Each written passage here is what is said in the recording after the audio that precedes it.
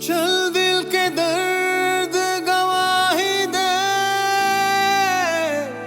काश तू भी कभी दिखाई दे।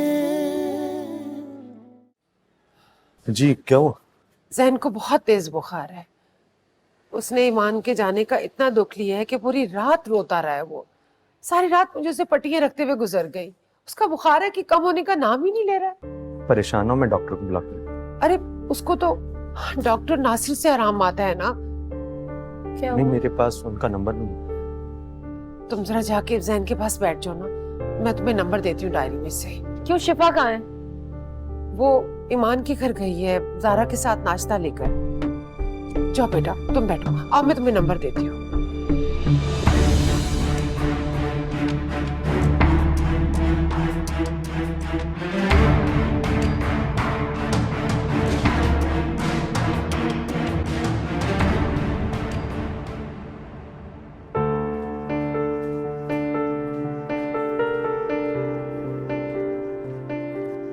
जारा, तुमने देखा आहद भाई का घर माशाल्लाह कितना बड़ा और कितना खूबसूरत है ना। हाँ, अब इस बड़े और खूबसूरत घर की मालकिन तुम्हारी माना। ये तो है। वैसे अभी तक ये लोग नाश्ते पर क्यों नहीं आए? नए दूल्हा दुल्हन है ना, समझो तैयारी में टाइम लगता है। हाँ ये तो है। अच्छा सारी चीजें लग गई है ना? हाँ अच्छे ऐसा से? हो गया। अरे वाह वाह वाह वाह, ये तो अच्छा आप लोगों ने डाइनिंग की रौनक ही बदल दी है। जरा मैं देखूं उसको।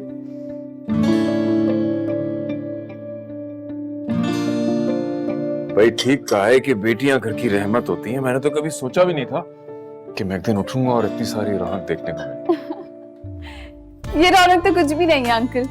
वो दिन दूर नहीं है जब आप उठेंगे और आपके पोता पोती डाइनिंग टेबल पे बैठे दादा दादा कह रहे होंगे। आमीन आमीन, तुम्हारे कहने ने मेरे अंदर जीने की उमंग पैदा करती है। अल्लाह तुम्हारी जुबान मुबारक करे। इंशाल्लाह ऐसा बहुत जल्द होगा अंकल, आप बिल्कुल फिक्र मत करें। आप जानते हैं जब भी आपकी तबीयत खराब होती है ईमान बहुत टेंशन में आ जाती है। ऑफिस में भी सारा सारा दिन बिल्कुल टेंशन में घूमती थी। आपको तो बहू की शक्ल में बेटी मिल गई अंकल। अल्लाह हमेशा खुश रखे। आमीन। चले मैं ईमान को लेके आती हूँ। हाँ अंकल आप तो नाश्ता शुरू करें, आप बताएं क्या लेंगे? अरे नहीं नहीं नहीं, अभी नहीं। बच्चों को आ जाने तो सबके साथ ही नाश्ता करूंगा। बल्कि जाओ जाके आती को जगाओ नाश्ते पे। ठीक है मैं बुला कर लाती हूँ।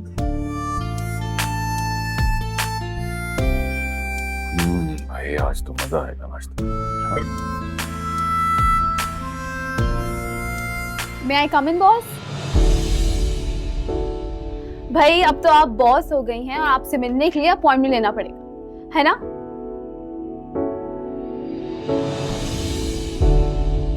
तुम रो रही हो ईमान?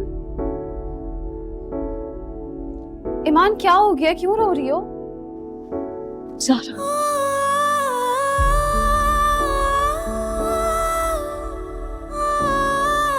मुझे बताओ क्या हुआ, क्यों रो रही हो ऐसे? कुछ नहीं, ऐसे बस दिल भरा है। बड़े से बड़े दुख पे तुमने अपने आंसुओं को जब्त किया है। ये आंसू बेवजह है, मेरा दिल नहीं मानता ईमान। जल्दी से मुझे बताओ क्या बात हुई, मुझे घबराहट हो रही है। अपना दुख मुझसे शेयर करके हल्का कर दो, बस जल्दी जल्दी बताओ। आहद अच्छा इंसान नहीं है, गलत का साथ देने वाला। ये क्या कह रही हो ईमान? ऐसा क्या कह दिया आहद सर ने? तुमने ठीक कहा था। जरिश एक्सपेक्ट कर रही है।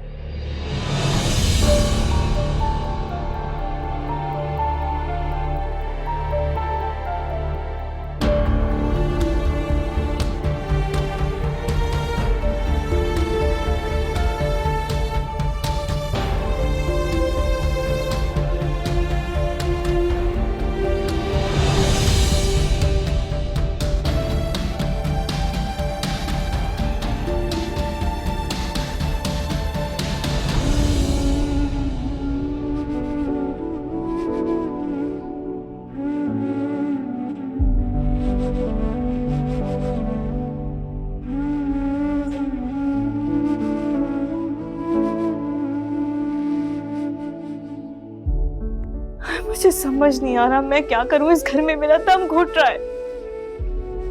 ईमान, आहत और उसके बाबा का क्या रिएक्शन है इस बात पे? वो तो ऐसे रिएक्ट कर रहे हैं जैसे कुछ जानते ही नहीं। ईमान, ये भी तो हो सकता है ना कि वो इन सब चीजों में इन्वॉल्व ही ना हो। तुम्हारे ससुर बहुत अच्छे इंसान है, बिल्कुल फरिश्ता सिफ्त इंसान है। और आहद वो तो वो बहुत करीब है अपने भाई के, हर चीज में उसे प्रोटेक्ट करते हैं, हर तरह उसे सपोर्ट करते हैं। अच्छा ठीक है, ठीक है, तुम आहद से बात करो इस बारे में। अगर वो आतिफ का साथ देते हैं तो समझो तुम्हारी कही हुई हर एक बात सच है। और उसके बाद वक्त ने इस राज पे पर्दा डाल दिया है ईमान, तुम भी चुप हो जाओ। देखो ईमान, सहजर सब कुछ भूल के अपनी जिंदगी में आगे बढ़ चुकी है, बहुत खुश है। जज्बात में लिया हुआ तुम्हारा एक कदम सबकी जिंदगियां बर्बाद कर देगा, सबकी जिंदगियों में बौछार आ जाएगा, कुछ भी नहीं बचेगा ईमान, कुछ भी नहीं बचेगा। प्लीज। बहुत अफसोस हुआ सुनकर ज़ारा, तुम भी रिवायती औरतों की तरह निकली जो मुआशरे के डर से अपने अंदर की औरत का गला दबाकर मुर्दा हो जाती। तुम कहना चाहती हो कि आहद ने अपने गुनाहगार भाई को सपोर्ट किया, लेकिन मैं अपनी बेगुनाह बहन के साथ ना खड़ी हूं। नहीं, जब तक सहरिश को इंसाफ और आतिफ को अपने किए की सजा नहीं मिल जाती, मैं भी फरामोश नहीं करूंगी।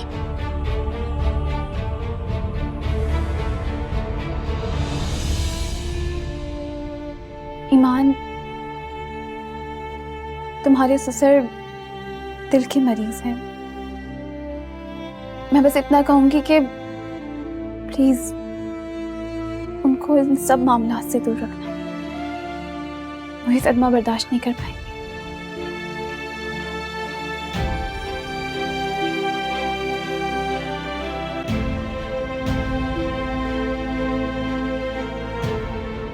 नाश्ते पहुंचाए जा रहे हैं, वेलकम किया जा रहा, सब अपनी अपनी जिंदगियों में ऐसे खुश हैं जैसे मैं ही रास्ते का कांटा थी। नहीं, ये नहीं हो सकता। शिफा आती के साथ उस घर में तो बड़े प्यार से उसे अपना घर दिखा रहा होगा। ईमान आपे, चुप छचुंदर, अब एक बार भी ईमान आपी का नाम लिया ना तो ये लैंप उठाकर तुम्हारे सर पे मार दूंगी। ईमान आपी, ईमान आपी, ईमान आपी। बड़ा उसे दिल से निकालने के लिए तैयार है, छोटा भूलने के लिए तैयार है। बुखार से मर रहे हो कि ईमान आपी की माला जप रहा है।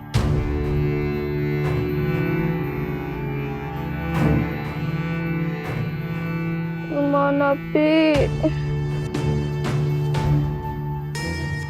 मरो यहीं पे।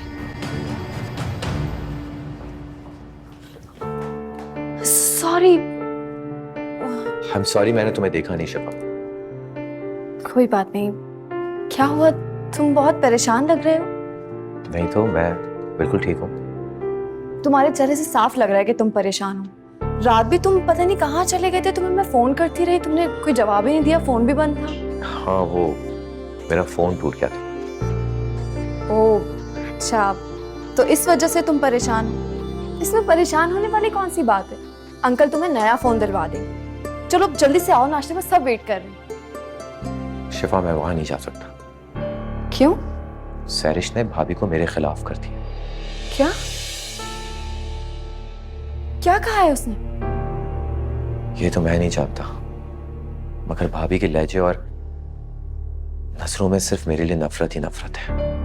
मैं नहीं चाहता कि भाई और भाभा के सामने वो नफरत बाहर निकल आए। तो तुम्हें उन्हें बताना चाहिए था ना, इन सब पे तुम बेकसूर हो। वो मुझसे बात करें तब ना, मुझे बात करने का मौका दें तभी मैं सब कुछ बता सकता हूँ। सरिश ऐसे कैसे कर सकती है, मैं तो सोच भी नहीं सकती थी। हम दोनों से बदला लेने के लिए उसने ईमान आप ही की जिंदगी में जहर घोल दिया। कोई अपनी सगी बहन के साथ ऐसा भी कर सकता है, और वो बहन जो उसकी हर खुशी का ख्याल रखती है, उसकी जायज नाजायज खुशियों को पूरा करती हो। मुझे तो समझ नहीं आया। यही सोच के तो मैं परेशान हो रहा हूँ। एक लड़की अपनी बहन की खुशियों के साथ कैसे खेल सकती है? और तो और उसके नजदीक तुम्हारी और मेरी क्या वैल्यू हो सकती है? आतिफ, हमें चल के ईमान आपी को सब कुछ बताना होगा। नहीं शिफा, ये सब कुछ इतना आसान नहीं। आज भाभी का पहला दिन है इस घर में। मैं नहीं चाहता कि इस घर में हंगामा क्रिएट हो जाए। आतिफ, अगर हम चुप रहे तो गलतफहमियां और बढ़ती चली जाएंगी, और फिर तुम्हें इसी हफ्ते स्टडी के लिए वापस भी चले जाना है। शिफा, मैं तुमसे वादा करता हूँ, जाने से पहले भाभी को सैरिश का असल रूप दिखाकर ही जाऊंगा। I promise you. तुम परेशान मत हो, इंशाल्लाह सब ठीक हो जाएगा। मैं सोच रहा हूँ उस बारे में।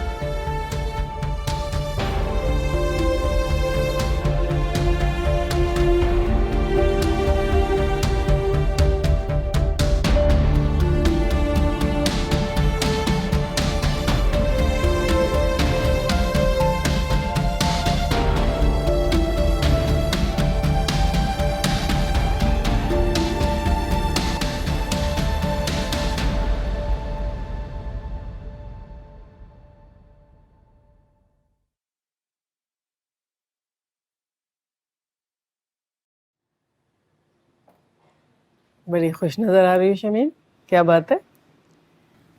जी बीजान, कल रात ईमान के अब्बू मेरे ख्वाब में आए थे। अच्छा, क्या कह रहा था वो? कहा तो कुछ नहीं, बस बहुत फख्र से मुझे देख रहे थे। शायद बेटियों की शादी की फिक्र उन्हें भी थी, तभी तो इतने अरसे के बाद मेरे ख्वाब में आए।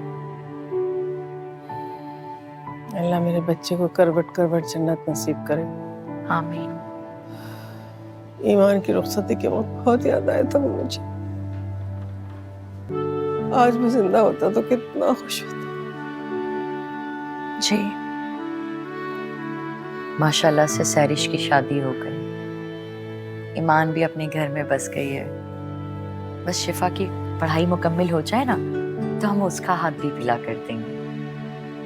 मैं सोचते थे शमीम कि हम लोग ये काम वक्त से पहले ही क्यों ना करते।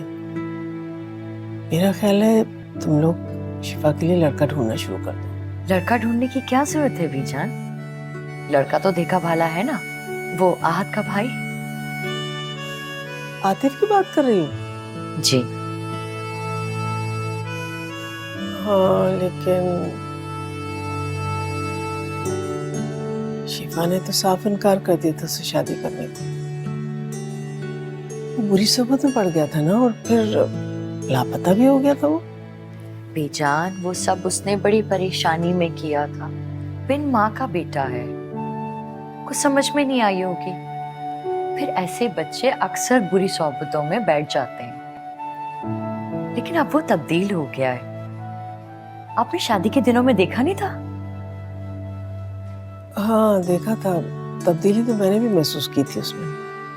और एक और बात बताऊं आपको, शिफा की नजरों में मैंने उसके लिए पसंदीदगी देखी है। अच्छा, वाकई? मेरा दिल कहता है शिफा और आतिफ खुश रहेंगे शादी के बाद। अल्लाह से बच्चों के नसीब अच्छे करे।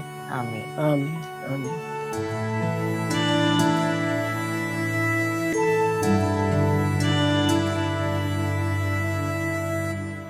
जैन, अब जल्दी से ठीक हो जाओ, वरना ईमान आपी तुम्हें इस हालत में देखेंगी तो उन्हें बिल्कुल अच्छा नहीं लगेगा। वो आपके साथ क्यों नहीं आई? क्योंकि उन्हें नहीं पता था कि तुम इतने बीमार हो। आपने बताया भी नहीं। मुझे तो खुद यहाँ आने के बाद पता चला कि तुम्हारी इतनी तबीयत खराब है। कैसी हैं आप भी? आप उनसे मिली, मेरे बारे में क्या कह रही थी? उन्होंने तुम्हारे लिए ढेर सारा प्यार भेजा और कह रही थी कि वो जल्द तुमसे मिलने आएंगी। कब? आ जाएंगी। अच्छा ये बताओ, तुमने मेडिसिन खा ली थी? तुम्हारे लिए मिल्क शेक बना कर लाऊं? मुझे नहीं पीना। तुम खाओगे पियोगे नहीं तो ठीक कैसे होगे? मुझे ईमान आपी से मिलना है। जब तुम बिल्कुल ठीक हो जाओगे ना, तो मैं खुद तुम्हें मिलवाने ले चलूंगी। प्रॉमिस? प्रॉमिस। अब बना कर लाऊं तुम्हारे लिए मिल्क शेक? गुड बॉय, मैं आ रही हूँ।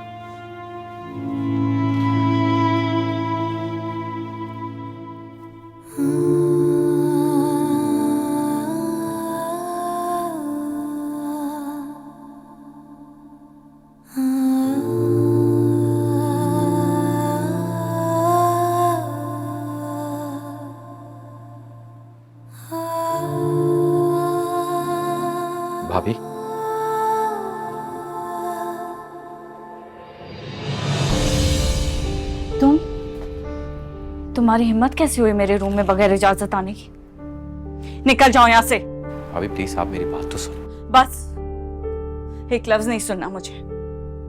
अगर तुम ये सोच के आए हो कि मैं अपनी बहन के गुनाहगार को माफ कर दूंगी तो ये भूल है तुम्हारी। ऐसा कभी भी नहीं होने वाला।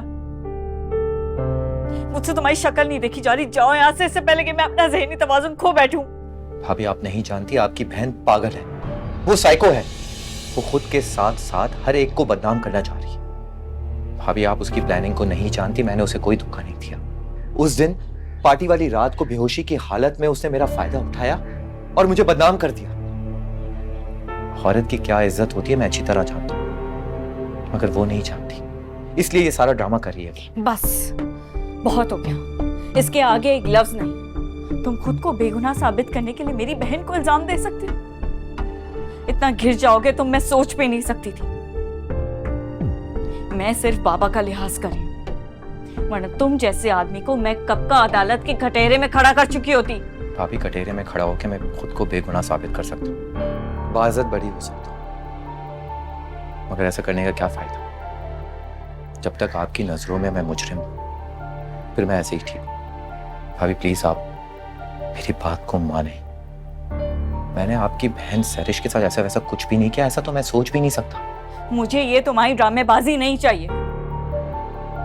तुम चाहे चिल्लाओ, शोर मचाओ, तुम्हारे किए की सजा अब तुम्हें मिलकर रहेगी। जो मेरी बहन को दुख पहुंचाएगा वो मेरा दुश्मन है और तुम मेरे सबसे बड़े दुश्मन हो। नफरत करती हूँ मैं तुमसे। निकल जाओ यहाँ से, निकल जाओ यहाँ से। नफरत करती हूँ मैं तुमसे। भाभी मेरी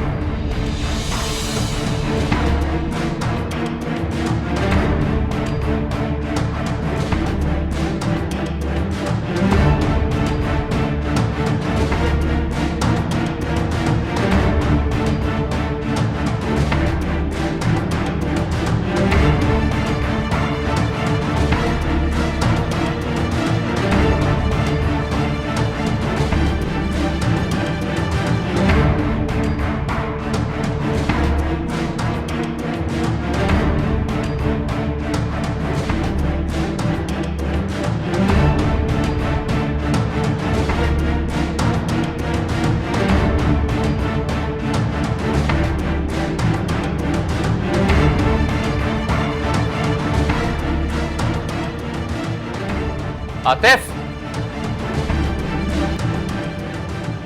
नदीम,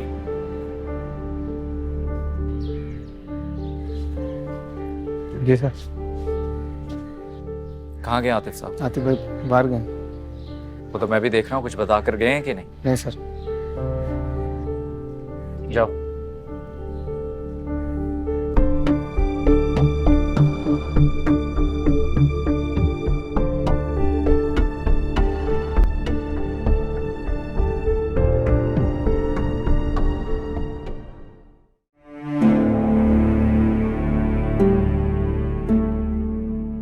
आतिफ, हमें चल के ईमान आपी को सब कुछ बताना होगा। नहीं शिफा, ये सब कुछ इतना आसान नहीं। आज भाभी का पहला दिन है इस घर में। मैं नहीं चाहता कि इस घर में हंगामा क्रिएट हो जाए। आतिफ, अगर हम चुप रहे तो गलतफहमियां और बढ़ती चली जाएंगी और फिर तुम्हें इसी हफ्ते स्टडी के लिए वापस भी चले जाना है। शिफा मैं तुमसे वादा करता हूँ, जाने से पहले भाभी को सैरिश का असल रूप दिखाकर ही जाऊंगा मैं। I promise you.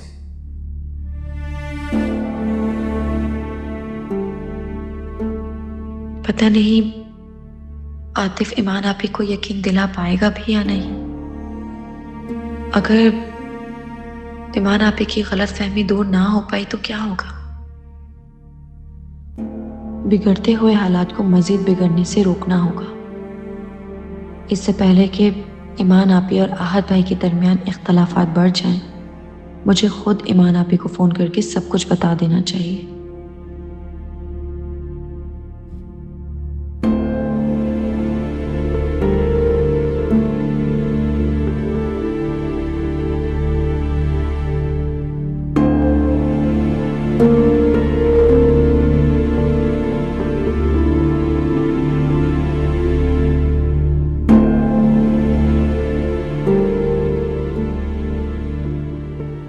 ना ही ईमान आपी मेरा फोन उठा रही है, ना ही आती।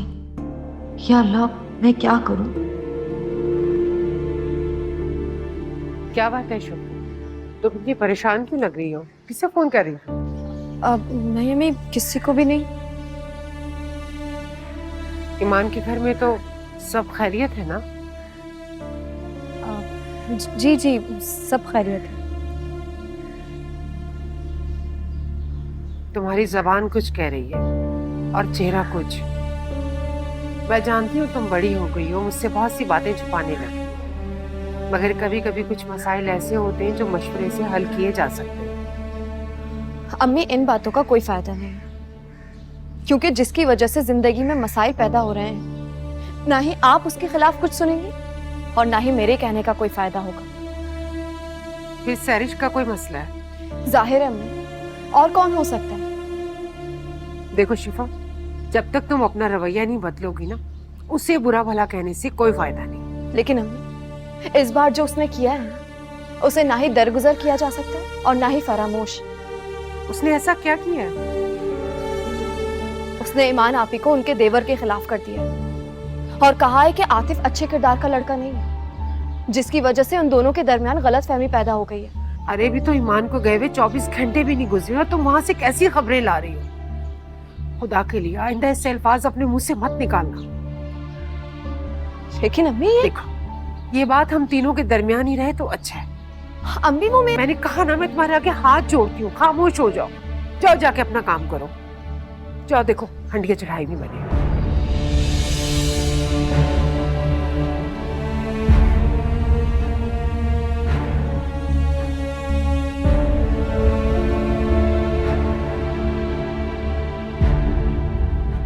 क्या मेरे साथ रवैया काफी नहीं था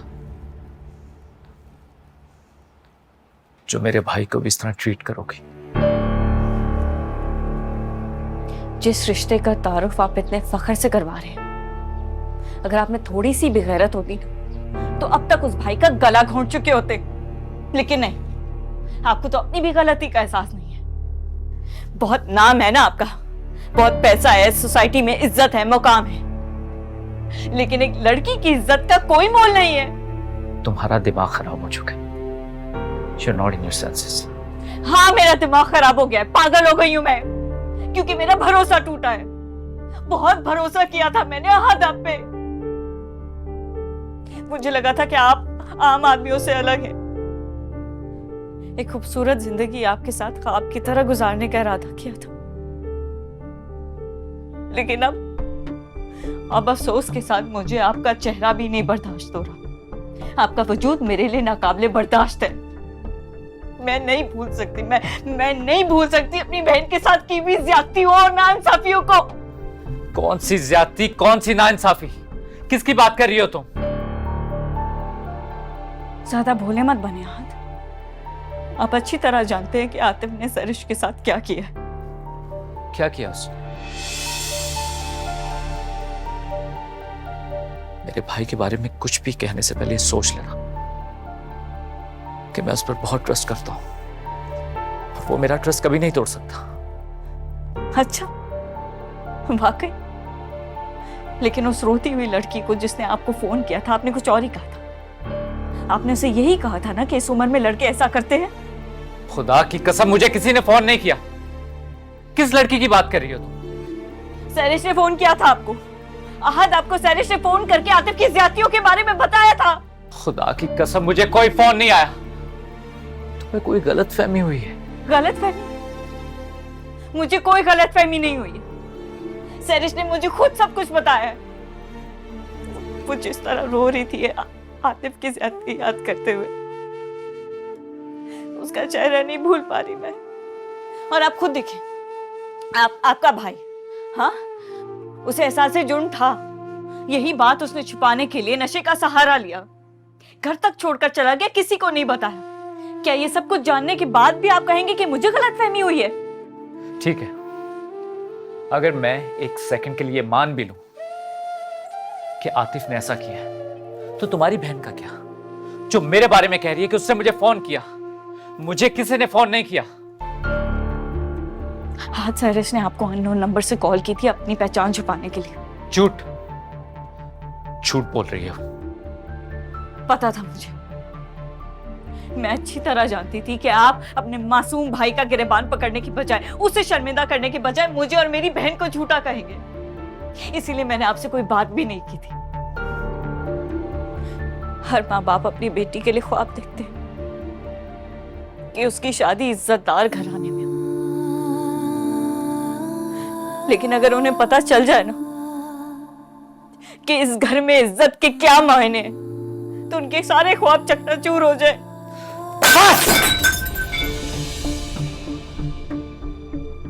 इससे आगे एक लफ्ज नहीं। अगर मेरे भाई ने कुछ किया तो मैं अपने हाथ से मार दूंगा उसे, लेकिन अगर तुम गलत निकली तो मैं तुम्हें कभी माफ नहीं करूंगा।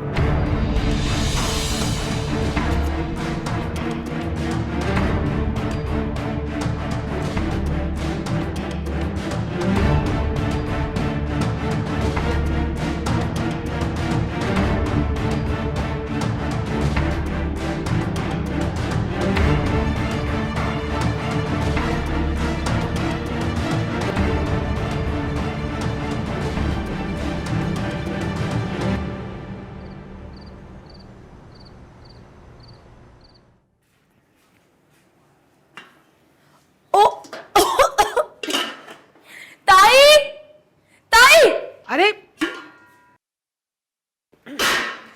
चलने की भूख कहाँ से आ रही है? सारा जल गया। सारा खाना जल चुका है। कहाँ थी आप? वो मैं शफा के साथ बैठी हुई थी, ध्यान ही नहीं रहा बातों में। अब रात के खाने का क्या होगा? हाँ, जिशान भी ऑफिस से आने वाला है और मेरी भूख से जान निकल रही है। अच्छा मैं कुछ बना देती हूँ ना। सालन जलाने के बाद अब आप कुछ नया बना देगी। आपको एहसास भी है कि ये सारी चीजें कितने की आती हैं, कितनी महंगाई हो गई है? तुम किस लहजे में बात कर रही हो सैरिश मुझसे? मुझे एहसास है कि कितनी महंगाई है। घर में दाल सब्जी रखी, मैं बना देती हूँ। गोश्त का सालन जलाने के बाद आप सब्जी बनाएंगी? मैं नहीं खाऊंगी ये दाल सब्जी। अच्छा ठीक है, जिशान आता है, मैं उसे कह देती हूँ बाहर से मंगवा लेगा। क्या मतलब? आपको अंदाजा भी है कि पूरे खानदान के लिए बाहर का खाना कितने का पड़ेगा? चलो एक दो बंदे का तो अफोर्ड किया जा सकता है, लेकिन पूरी पलटन के लिए? अगर बाहर का खाने का मूड था तो बता देती, इतना नुकसान करने की क्या जरूरत थी? सैरिश तुमने गलत सुना है, मैं तुम दोनों की बात कर रही थी। अब बातें बनाने की जरूरत नहीं है, मुझे सब समझ आ रहा है। सहरिश, ये किस टोन में बात कर रही हो अम्मी से? तुम्हें किसने दावत दी है बीच में कूदने की? हाँ, अपने काम से काम रखो। तुम अगर अम्मी से बदतमीजी करोगी तो तुम तो क्या, मुझे कोई नहीं रोक सकता। और खबरदार अगर तुमने आइंदा मेरी अम्मी से बदतमीजी की तो। क्या बदतमीजी की मैंने ताई से? हाँ, मैं उन्हें एहसास दिलाने की कोशिश करी कि जो पैसा वो धुएं की तरह उड़ा रही है वो मेरा शौहर बहुत मेहनत से कमाता है। जिसे तुम अपना शौहर कह रही हो ना, वो पहले इनका बेटा है। शिफा तुम अंदर जाओ, जाओ अंदर। नहीं जाऊंगी अब, मैं आज इसे पूछ कर ही रहूंगी आखिर ये चाहती क्या है। और ईमान आपी को भी। अरे बाबा, ईमान को बीच में क्यों ला रही हो तुम? जाओ तुम अंदर जाओ। नहीं जाऊंगी, ये जब तक आपसे माफी नहीं मांगेगी ना, मैं नहीं जाऊंगी यहाँ से। माफी? शिफा अगर तुम अंदर नहीं गई ना तो मैं खुद को कुछ कर लूंगी, मार डालूंगी मैं अपने आप को।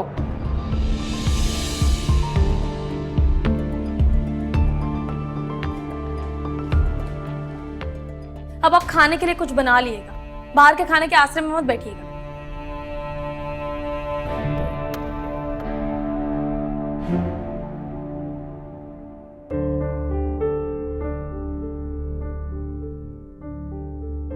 बहुत भरोसा किया था मैंने अहद आप पे।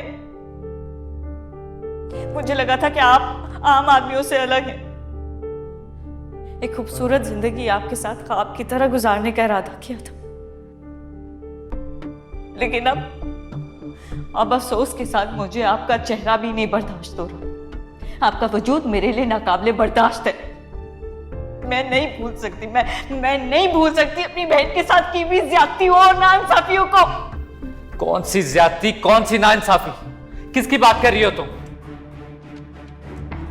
ज्यादा भोले मत बने आतिफ। आप अच्छी तरह जानते हैं कि आतिफ ने सरिश के साथ क्या किया।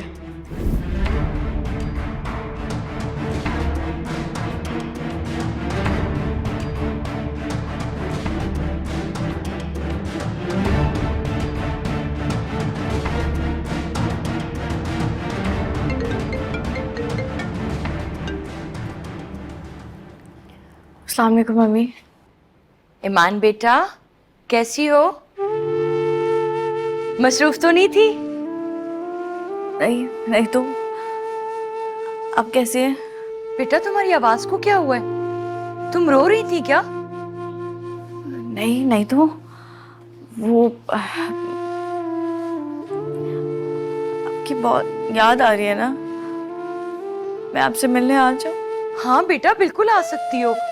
मैं आहत को कहती हूँ, वो तुम्हें लेकर आ जाएगा। नहीं नहीं, आप हाथ से कुछ मत कहिएगा। वो असल में मुझे आने नहीं देंगे ना, मिस करेंगे। बहुत प्यार जो करते हैं मुझसे, रह नहीं पाते मेरे बगैर। तो बेटा फिर तो तुम्हें उसे बिल्कुल भी तना नहीं छोड़ना चाहिए। प्यार करने वाले शौहर तो किस्मत से मिलते हैं। तुमने तो मुझे डरा ही दिया। मैं तो डर गई कि पता नहीं क्या बात है जो तुम घर आना चाहती हो। अम्मी, बेटी की शादी के बाद माँ इतनी इनसिक्योर क्यों हो जाती है कि उसके घर आने से भी घबराती है? क्योंकि शादीशुदा बेटियों के मामलात बहुत संगीन और नाजुक होते हैं बेटा। लेकिन मैं जानती हूँ मेरी बेटी बहुत समझदार है। अपने ससुराल में अपनी माँ की नाक नहीं कटवाएगी, कभी शर्मिंदा नहीं करेगी। बस बेटा, तुम्हारा पहला फर्ज तुम्हारा वो घर है। अपने शौहर के दिल को हाथ में रखना, अपने ससुर की खिदमत करना और अपने देवर को माँ जैसा प्यार देना। तुम समझ रही हो ना बेटा मैं क्या कह रही हूँ?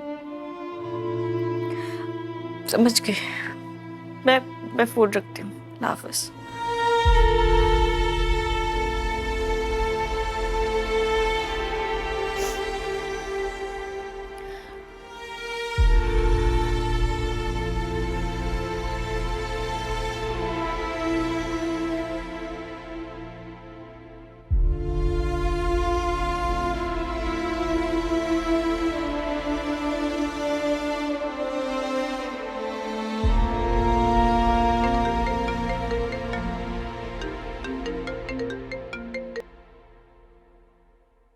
हेलो आहत भाई।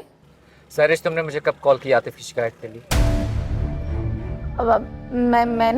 मैंने तो आपको कभी कॉल नहीं की आतिफ की शिकायत के लिए। तो फिर ईमान मुझ पर इल्जाम क्यों लगा रही है कि मैं आतिफ के मामले में उसे सपोर्ट कर रहा हूं? अब वो आहत भाई, उन्हें सुनने में कोई गलती हो गई होगी। मैंने तो उनसे कहा था कि आपके लाड प्यार ने आतिफ को बिगाड़ दिया, तभी उसे किसी की इज्जत का ख्याल नहीं। सरिश, ये बातें तुम आतिफ के लिए क्यों कह रही हो? आखिर क्या किया उसने तुम्हारे साथ? उसने मुझे धोखा दिया आहत भाई। और सिर्फ यही नहीं, अब वो शिफा के पीछे पड़ गया, उस पर भी उसी नियत से नजरें डाल रहा है। ठीक है सरिश, तो ये सब बातें तुमने मुझे तब क्यों नहीं बताई जब मैंने शिफा का नंबर लेने के लिए तुम्हें कॉल की थी? क्योंकि मैं आप लोगों के बीच में फासला पैदा नहीं करना चाहती थी। मैं नहीं चाहती थी कि आप दोनों के बीच में कोई मसले हों मेरी वजह से। लेकिन अब वो शिफा की जिंदगी बर्बाद करना चाहता है, इसलिए मजबूरी में आपको बताना पड़ रहा है। पता नहीं क्यों सरिश, लेकिन आतिफ के लिए मेरा दिल ये मानने को तैयार नहीं। हाँ, जाहिर है आपका सगा भाई जो है। आप क्यों करेंगे मेरी बात पे भरोसा? मैं तो एक यतीम लड़की हूँ जिसकी बेवा माँ अपनी इज्जत बचाने के लिए सारी जिंदगी खामोश रही। ये बात नहीं है सरिश, मैं तुम्हें कमजोर समझकर नहीं झुठलाना, मैं सिर्फ तुम्हें अपने दिल की आवाज बताऊंगा। आज भाई एक बार सोचेगा जरूर कि एक लड़की अपनी इज्जत खराब करने के लिए झूठ क्यों बोलेगी। अरे लोग तो इज्जत बचाने के लिए झूठ बोलते हैं, खराब करने के लिए नहीं। और मैंने आपके भाई की वजह से अपने उस कजन से शादी की है जिसने मेरी बहन को तलाक दी। सोचेगा जरूर कि मैंने ऐसा क्यों किया। अल्लाह हाफिज। हेलो हेलो सरिश,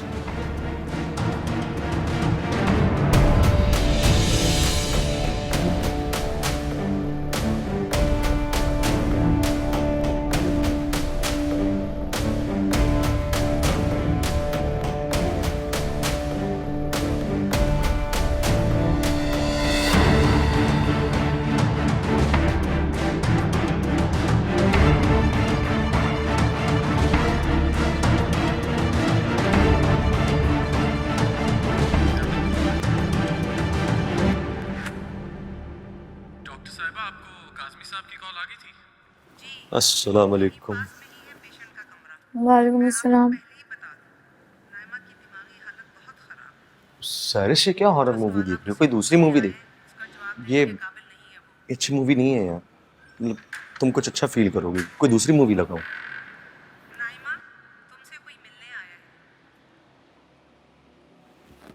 एक मिनट, ये क्या खा रही है?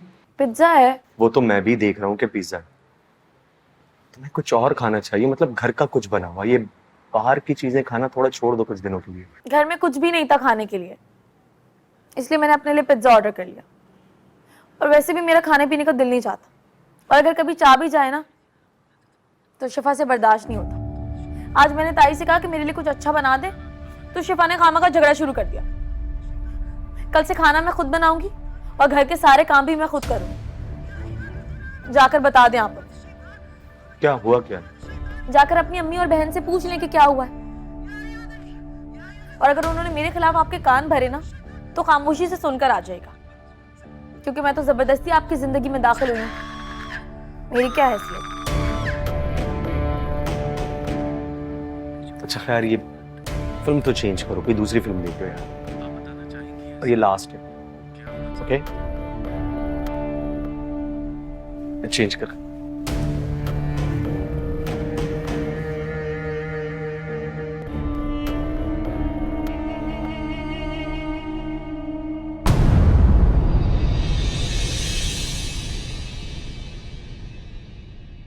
चल दिल के दर्द गवाही दे, काश तू भी कभी दिखाई दे।